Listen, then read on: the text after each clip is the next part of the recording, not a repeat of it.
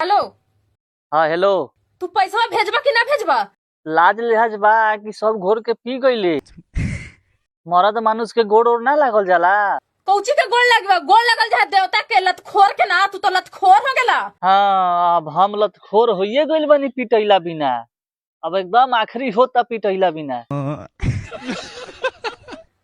बाप रे बाप, ई मर्दाना कमाए गेले हथन, 3 महीना से पैसा न भेजित हथन, 3 महीना से पैसा न भेजित हथन। अच्छा 3 महीना से पैसा नहीं भेजत तब ते हवा पी के नु जियत रे। इनका फिक्र है कि हमर मेहरारू और बाल बच्चा कैसे है। इनका लगे थे ना कि कखनी मेहरुआ मर जाए, कखनी मेहरुआ मर जाए। हाँ तो मर जो मर जो। तो तू सोचे था ना कि मेहरुआ मर जाए। हम तो मरबे करबुआ, बाकी तोरा मार के मरबुआ। हम आवे थी तू जहाँ है ना, हम ओइजे आवे थी आ एगो किन लेबुआ चाकू, पहले तोरा घोप घोप के मरबुआ तब हम मरबुआ। अच्छा घोप घोप के मरबू तो आवा चली आवा मारा घोप घोप के हम तारा के चुमा लेम।